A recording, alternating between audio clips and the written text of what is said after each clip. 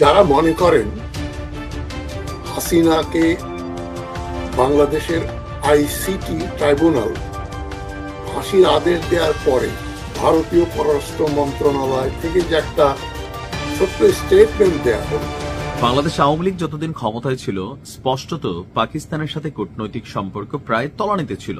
But embassy আছে, বাংলাদেশেও পাকিস্তানের এম্বাসি আছে, পাকিস্তানেও বাংলাদেশের এম্বাসি আছে। আসসালামু আলাইকুম ভিউয়ার্স, দেশ ও দেশের বাহির থেকে যারা আমার ভিডিওটি প্লে করেছেন জানাচ্ছি আন্তরিক শুভেচ্ছা অভিনন্দন। আশা করি সবাই ভালো আছেন, সুস্থ আছেন, আলহামদুলিল্লাহ। তো ভিউয়ার্স, ফ্যাসিস্ট শেখ হাসিনাকে গণহত্যার দায়ে আন্তর্জাতিক অপরাধ ট্রাইব্যুনাল থেকে মৃত্যুদণ্ডের রায় ঘোষণা করা হয়েছে। মৃত্যুদণ্ডের রায়কে ব্যাপকভাবে উড়িয়ে দিয়েছেন ভারত, কিন্তু ভারত এটাকে উড়িয়ে দিলেও এবার ব্যাপকভাবে ছাই দিয়ে ধরার চেষ্টা করছেন ডক্টর ইউনূস। আন্তর্জাতিক মহল থেকে দিল্লিকে দুর্বল করে শেখ হাসিনাকে উগলিয়ে বের করার জন্য তিনি এবার আন্তর্জাতিক খেলা শুরু করেছেন। এই খেলায় কি শেখ হাসিনা কতটা বিপদমুখী হতে যাচ্ছে, নরেন্দ্র মোদীর অস্তিত্ব কতটা বিলীন হওয়ার পথে, বিস্তারিত আপডেট জানবো রিপোর্টার। ভিডিওতে যাওয়ার আগে ছোট রিকোয়েস্ট করবো, যারা চ্যানেলটি সাবস্ক্রাইব করেননি সকল আপডেট সবার আগে জানতে অবশ্যই চ্যানেলটি সাবস্ক্রাইব করে পাশে রাখবেন। দর্শক আসুন স্ক্রিনে। আসসালামু আলাইকুম। যারা মনে করেন হাসিনাকে বাংলাদেশের আইসিটি ট্রাইব্যুনাল ফাঁসির আদেশ দেওয়ার পরে ভারতীয় পররাষ্ট্র মন্ত্রণালয় থেকে যে একটা ছোট্ট স্টেটমেন্ট দেয়া হলো, এটা দেখে অনেকেই খুব বিগলিত যে ভারত বেশ নমনীয় ভাবে কথাবার্তা বলছে, ভারত এখন বাংলাদেশকে সমীহ করে। হাসিনার বিচারের ব্যাপারে তারা কোনোই কথা বলেনি, শুধু বলেছে যে তারা জানে এই হাসিনার বিচার নিয়ে কি হয়েছে, তবে এটা নিয়ে কোনো মন্তব্য করেনি। বলছে আমরা বাংলাদেশের সঙ্গে উন্নত সম্পর্ক চাই, বাংলাদেশের মানুষ যাতে ভালোভাবে থাকে, দেশে উন্নতি হোক, উন্নয়ন হোক, ভালো গভর্নেন্স থাকুক, গণতন্ত্র থাকুক, এগুলো আমরা চাই। ভারত 2 প্যারাগ্রাফের ছোট্ট একটা রিয়াকশন দেখিয়েছে। অনেকে মনে করেছে ভারত তো ইউনূস সরকারকে একচোট নেবে, যে হ্যাঁ কেন হাসিনাকে ফাঁসির আদেশ দেয়া হলো, ভারত এটা সহ্য করবে না, ভারত হাসিনাকে শেল্টার দিয়েছে, হাসিনা ভারতের একজন প্রিয় ব্যক্তি। এই ধরনের কোনো কথার আভাস আমরা ভারতীয় সরকারের কাছে পাইনি। এবং বুধবারে বাংলাদেশের সিকিউরিটি অ্যাডভাইজার বাংলাদেশ সরকারের ডক্টর খলিলুর রহমান অজিত দোভালের নিমন্ত্রণে দিল্লিতে গেলেন, এবং দিল্লি সেদিনই তার অনেক কথাবার্তা হলো না, উনি বোধহয় মঙ্গলবারেই গিয়েছিলেন। মঙ্গলবারে গিয়ে তারপরে অনেক কথাবার্তা বলেছেন অজিত দোভালের সঙ্গে। আমি কিন্তু এটার ঘোর বিরোধী ছিলাম, এখনো আছি, ভবিষ্যতেও থাকব। আমি আপনাদের গত দুটো অনুষ্ঠানে বলেছি যে এপ্রিল মাসে বিমস্টেকের কনফারেন্সে ডক্টর ইউনূসকে নরেন্দ্র মোদী যে ভাষায় কথা বলেছেন, এবং ভারতের national security adviser Ajit Doval যে ভাষায় ডক্টর খলিলুর রহমানকে কথা বলেছেন, তাতে বাংলাদেশের আত্মমর্যাদা সম্পন্ন হলে তারা বাংলাদেশি কোনো প্রতিনিধিকে সরকারিভাবে ভারতে পাঠাতো না, অজিত দোভালের কাছে পাঠাতো না। তবে অজিত দোভালের সঙ্গে দেখা করতে গেলেন খলিলুর রহমান সরকারিভাবে, কিন্তু সেখানে তিনি হাসিনাকে প্রত্যাবর্তন করার ব্যাপারে, বাংলাদেশে ফেরত দেওয়ার ব্যাপারে কোনো আলাপ আলোচনা করেছেন এ কথা উল্লেখ করা হয়নি। কিন্তু আমরা জানি খলিলুর রহমান দিল্লিতে গিয়েছিলেন হাসিনার ব্যাপারে কথা বলার জন্য, এবং অনেক নাটক হয়েছে। আমি মোদ্দা কথা আপনাদের বলে দেই, মোদী সরকার ইউনূস সরকারের সঙ্গে দর কষাকষি করছে, এই কাজ করলে আমরা হাসিনাকে এবং তার সহযোগী যারা ভারতে যারা এখন ভারতের আশ্রয়ে যারা আছে, আওয়ামী লীগের মন্ত্রী নেতৃবৃন্দ কয়েক শত, তাদেরকে তারা ফেরত পাঠাবে বিচারের জন্য। হাসিনার ফাঁসি হয়েছে এটা নিয়ে তাদের কোনো বাংলাদেশের অভ্যন্তরীণ ব্যাপার, তারা কোনো মন্তব্য করছে না। খুব ভালো শোনায় কথাগুলো, এবং যে আলোচনাটা হয়েছে তাতে মনে হচ্ছে ভারত হাসিনাকে ফেরত পাঠালেও পাঠাতে পারে। এখন আমি বিবিসির একটা রিপোর্ট 20 নভেম্বরের বিবিসি বাংলা যেটা বলছেন, আসিফ নজরুলকে কোট করে বলেছেন, বিবিসি বলছে আসিফ নজরুল বলেছেন হাসিনাকে ফেরত পাঠানোর জন্য আবার বাংলাদেশ সরকার চিঠি দেবে ফরমালি, আরেকবার তারা আনুষ্ঠানিকভাবে ভারতকে জানাবে হাসিনাকে যেন ফেরত দেওয়া হয়। ডিসেম্বর মাসে একটা চিঠি দেওয়া হয়েছিল, ভারত সে চিঠির অ্যাকনোলজি করেনি, উত্তর দেওয়া তো দূরের কথা, ভারত কোনো পাত্তাও দেয়নি। আসিফ নজরুল বলেছেন ভারত যদি হাসিনাকে ফেরত না দেয় তাহলে বাংলাদেশ ভারতের এই সিদ্ধান্তকে বাংলাদেশের প্রতি শত্রুতামূলক বলে গণ্য করবে। বেশ কঠিন কথা, হাসিনাকে ফেরত দাও, নইলে আমরা আর তোমাদের সঙ্গে বন্ধুত্ব রাখবো না।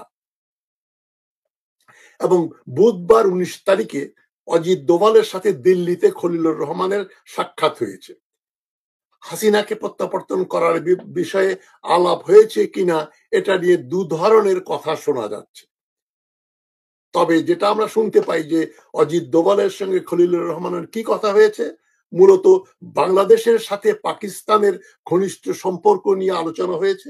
বাংলাদেশে ভারত বিরোধী মনোভাব ও হিন্দু নাগরিকদের নাকি আক্রমণ করা হয়েছে ইউনূস সাহেব ক্ষমতায় আসার পরে।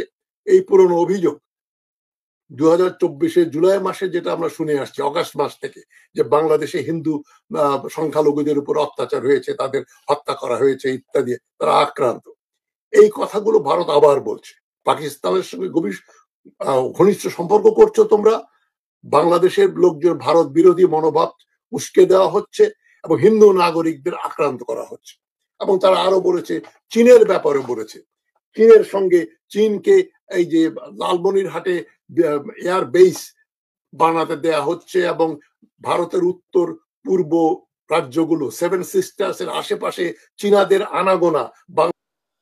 দর্শক, স্ক্রিনে আমরা সে সম্পর্কে বিস্তারিত জানাম। এই বিষয়ে আপনাদের মতামত কমেন্টে জানান, কেউ ভিডিওটি স্কিপ করবেন না। শেখ হাসিনার মৃত্যুদণ্ডের রায় হওয়ার পর থেকেই ভারতবর্ষে তার অবৈধ অবস্থানকে কেন্দ্র করে ওই দেশের নাগরিকেরা ব্যাপকভাবে আন্দোলন তৈরি করেছেন। নরেন্দ্র মোদীকে এই সম্পর্কে সরাসরি সংসদের ভেতরেই অপমান হতে হয়েছে শেখ হাসিনার জন্য। অবশেষে শেখ হাসিনাকে ফেরানোই হলো নরেন্দ্র মোদীর আগামীর রাজনৈতিক মাঠে টিকে থাকার ব্যবস্থা। কি হতে যাচ্ছে শেখ হাসিনার ভাগ্যে, বিস্তারিত আরো রিপোর্টে। সালাম আলাইকুম। বাংলাদেশ আওয়ামী লীগ যতদিন ক্ষমতায় ছিল স্পষ্টত পাকিস্তানের সাথে কূটনৈতিক সম্পর্ক প্রায় তলানিতে ছিল। বাট এম্বাসি আছে, বাংলাদেশেও পাকিস্তানের এম্বাসি আছে, পাকিস্তানেও বাংলাদেশের এম্বাসি আছে। আবার আওয়ামী লীগ সরকারের রাজনীতির যে মূল স্তম্ভ মুক্তিযোদ্ধা, আর এই ইস্যুটা যখনই আসে স্বাভাবিকভাবেই পাকিস্তানের সাথে একটা কনফ্লিক্ট তৈরি হয়েছে। ব্যবসা বাণিজ্য থেকে শুরু করে কূটনৈতিক সম্পর্কে অনেকটা ঘাটতি ছিল। তবে খেলাধুলা বা অন্যান্য ক্ষেত্রে আমরা হয়তো মোটামুটি ভালোই ছিলাম। কিন্তু তারপরেও শেখ হাসিনার সরকার বা আওয়ামী লীগ হচ্ছে অ্যান্টি পাকিস্তানি, এটা একটা মার্কেটে ডায়লগ আছে, ভারতপন্থী। আবার বিএনপি জামাতের বেলায় অনেকটা বলা, জামাত তো পুরোই পাকিস্তানপন্থী বলা হয়ে থাকে, ভারত বিরোধী। আবার বিএনপির অবস্থানে কিছুটা পাকিস্তানপন্থী, কিছুটা ভারতপন্থী একটা অবস্থানে আছে। তো এই যে শেখ হাসিনার রায় হয়ে গেল আন্তর্জাতিক অপরাধ ট্রাইব্যুনালের আদালত থেকে, ওনার যে ফাঁসির রায় হলো, এই রায় নিয়ে আসলে পাকিস্তানের প্রতিক্রিয়া কি বা ভারতের প্রতিক্রিয়া কি? ভারতের রাষ্ট্র হিসাবে একটা প্রতিক্রিয়া ছিল, দল হিসাবে বা সেপারেটলি স্বতন্ত্রভাবে অনেক নেতা এমপি মন্ত্রী শেখ হাসিনার পক্ষে অবস্থান নিয়েছেন। কিন্তু পাকিস্তান আসলে কি ভাবছে আসুন দেখি। তবে মজার বিষয় হচ্ছে এই একটা জায়গায় পাকিস্তান এবং ভারত রাষ্ট্রীয়ভাবে একটা বন্ডিং এর মধ্যে চলে আসছে, দুইজনের ভাষা একই। এটা হচ্ছে কূটনৈতিক বক্তব্য, অন্তরে যাই থাকুক। যাই হোক, পাকিস্তান কি বলছে? আপনার পাকিস্তানের পররাষ্ট্র মন্ত্রণালয়ের মুখপাত্র তাহির আন্দারাবি, ওনাকে সাংবাদিকরা প্রশ্ন করেছিল যে শেখ হাসিনার ফাঁসির রায়কে পাকিস্তান কিভাবে মূল্যায়ন করছে। তো জবাবে তিনি বলছেন যে এটি বাংলাদেশের আভ্যন্তরীণ বিষয়। বাংলাদেশের জনগণ নিজেদের গণতান্ত্রিক এবং সাংবিধানিক প্রক্রিয়ার মাধ্যমে এটি সমাধান করতে সক্ষম। এটা হচ্ছে ধরি মাছ নাসুই পানি টাইপের একটা অ্যান্সার, ডিপ্লোম্যাটিক ভাষা, যে আমরা কি রাগ বা আমরা খুশি বা আমাদের এখানে কোনো মন্তব্য আছে না। ভাষাগুলা কি দিচ্ছে যে এটা বাংলাদেশের আভ্যন্তরীণ বিষয়, এটা রাষ্ট্রের সিস্টেমের মধ্যে এদের যারা শাসন করে বা এই দেশের আইন আদালত সেটা ফয়সালা করবে। আর বাংলাদেশের জনগণ নিজেদের গণতান্ত্রিক সাংবিধানিক প্রক্রিয়ার মাধ্যমে এটি সমাধান করতে সক্ষম। কথাটার অর্থ নিশ্চয়ই বুঝতে পারছেন। এরপরে আপনার ভারতের বিষয়টা একটু আপনাদের সামনে নিয়ে আসে।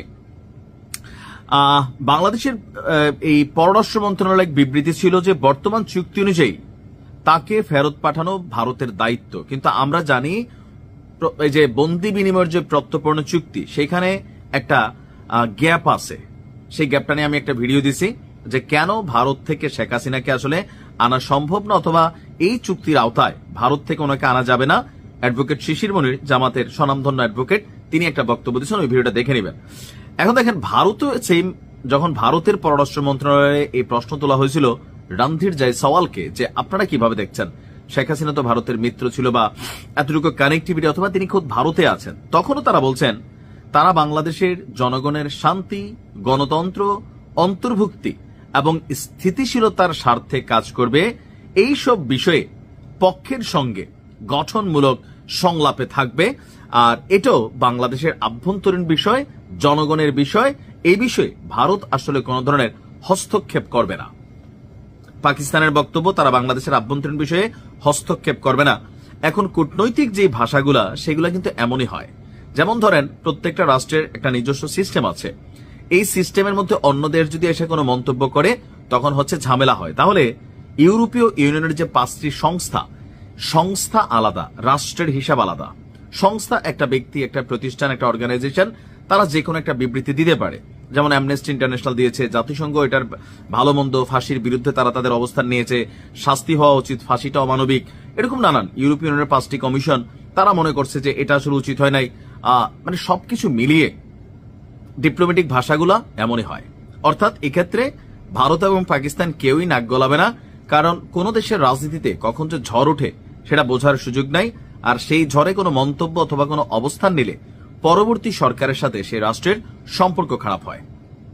ভালো থাকুন, আসসালামু আলাইকুম। দর্শক, স্ক্রিনে আমরা সে সম্পর্কে বিস্তারিত জানলাম। এই বিষয়ে আপনাদের মতামত কমেন্টে জানান। সো ভিডিও এই পর্যন্ত, ভালো লাগলে লাইক এন্ড কমেন্ট করবেন। দেশের সকল আপডেট সবার আগে জানতে অবশ্যই চ্যানেলটি সাবস্ক্রাইব করে পাশে রাখবেন। দেখা হবে পরবর্তী ভিডিওতে ইনশাআল্লাহ। আসসালামু আলাইকুম ওয়া রাহমাতুল্লাহ।